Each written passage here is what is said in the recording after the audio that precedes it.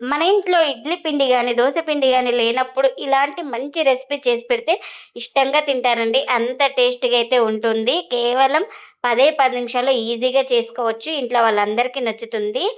ఇంకెందుకు ఫ్రెండ్స్ ఆలస్యం, ఎలా చేయాలో ఏంటో అనేది వీడియోలోకైతే వెళ్ళిపోయి చూద్దామా మరి?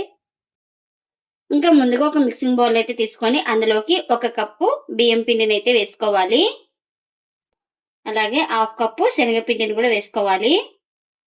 ఇంకా ఇప్పుడు ఇందులోకి ఒక 3 స్పూన్ల దాకా బొంబాయి రవ్వను కూడా వేసుకుంటున్నా. ఇంకా ఇందులోకి రుచికి తగినంత సాల్ట్‌ని కూడా వేసుకుంటున్నాను. ఇంకా ఇవన్నీ వేసుకొని ఒకసారి మొత్తం ఇలా స్పూన్ తోటి బాగా కలుపుకుందాం.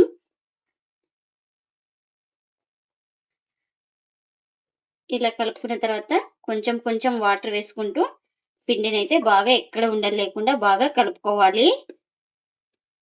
మనకు దోస బ్యాటర్ ఎలా ఉంటుందో సేమ్ అలా వచ్చే వరకైతే కాస్త వాటర్ వేసుకుంటూ బాగా కలుపుకోవాలి.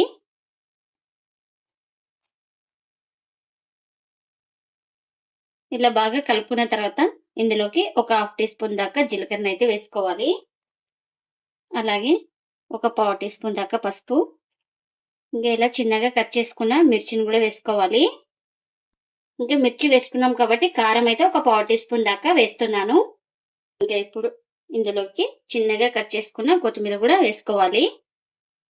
ఒక హాఫ్ కప్పు దాకా అయితే కొత్తిమీర అయితే వేసుకోవాలి. కొత్తిమీర ఎక్కువ ఉంటే చాలా టేస్టీగా అయితే ఉంటుంది. ఇంక ఇవన్నీ వేసుకొని మొత్తం ఇలా బాగా కలుపుకోవాలి. అంతా బాగా కలిసిపోయేలాగా పిండిలోకి.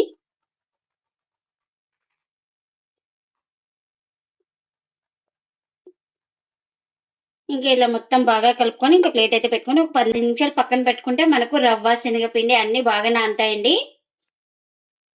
ఇంకా ఒక 10 నిమిషాల తర్వాత అయితే చూపిస్తున్నాను చూడండి మీకు. ఇంకా మనకు రవ్వ మొత్తం పిండి అయితే బాగా నానింటుంది. ఒకసారి ఇలా మొత్తం బాగా కలుపుకోవాలి. మనం బ్యాటర్ వచ్చేసి చిక్కగా కనిపిస్తే కాస్త వాటర్ అయితే వేసుకోవాలి. నాకు ఇక్కడ ఇంకా పర్ఫెక్ట్‌గా అయితే బ్యాటర్ అయితే సరిపోయింది. వాటర్ ఏం అవసరం అయితే లేదు నాకు ఇంకా. ఇప్పుడు దోసలు అయితే వేసుకుందాం. ఇంకా ఇందులోకి వచ్చేసి ఈనో గాని, వంట సోడా గాని ఏం అవసరం అయితే లేదండి మనకు. ఇంకా దోస వేసుకోవడానికి పెన్నం అయితే పెట్టుకున్నానండి. పెన్నం కూడా హీట్ అయింది. ఇంకా దోస వేసే ముందు బ్యాటర్ మొత్తం ఒకసారి బాగా కలుపుకోవాలి.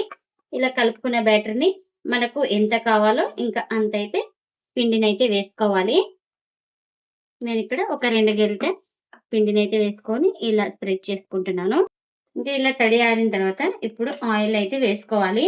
మీరు ఆయిల్ ప్లేస్‌లో బటర్ గాని, ఘీ గాని ఏదైనా వేసుకోవచ్చండి. లేకుంటే ఆయిల్ లేకున్నా కూడా కాల్చుకోవచ్చు. ఉత్తవైనా గాని చాలా టేస్టీగా అయితే ఉంటాయి. ఇంకా ఇలా ఒక సైడ్ కాలిన తర్వాత మరో వైపుకైతే ఇలా నిదానంగా టర్న్ చేసుకోవాలి. ఇంకా ఈ వైపు కూడా బాగా కాల్చుకోవాలి. మనం ఈ దోసలనొచ్చేసి మంటను లో ఫ్లేమ్‌లోనే పెట్టుకొని కాల్చుకోవాలి. అప్పుడే మనకు లోపల దాకా కాలుతుంది ఎక్కడ పిండి లేకుండా. ఇంక ఈ దోస అయితే 2 వైపులా బాగా కాల్చుకున్నానండి. ఇదైతే రెడీ అయిపోయింది కదా! ఇంకా దీన్ని ఇలా ఈజీగా ఇలా ప్లేట్‌లోకైతే తీసుకుంటున్నాను. ఇంకా మనం దోస వేసుకునేటప్పుడు కూడా మంటను లో ఫ్లేమ్‌లోనే పెట్టుకొని వేసుకోవాలి.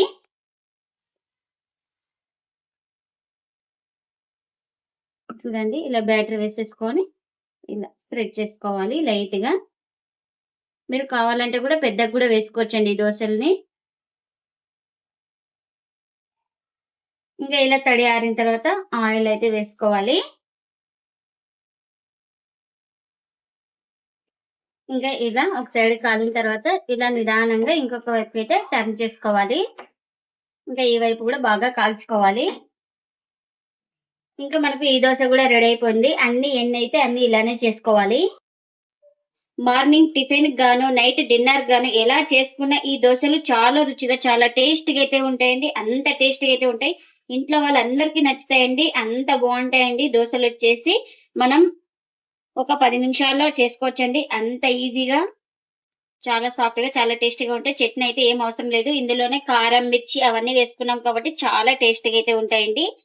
చాలా బావుంటాయి. అంత సాఫ్ట్‌గా అయితే ఉంటాయండి. ఈ దోసలొచ్చేసి మీరు గూడా తప్పకుండా ఒకసారి ఇలా ట్రై చేసి మీకెలా వచ్చిందో కామెంట్ అయితే చేయండి ఫ్రెండ్స్. ఇదండి ఇవాల్టి వీడియో. ఈ వీడియో గనుక నచ్చితే ప్లీజ్ లైక్ చేయండి, షేర్ చేయండి, కామెంట్ చేయండి. అలాగే లైక్ చేసి సపోర్ట్ చేయండి friends. Thanks for watching. By by.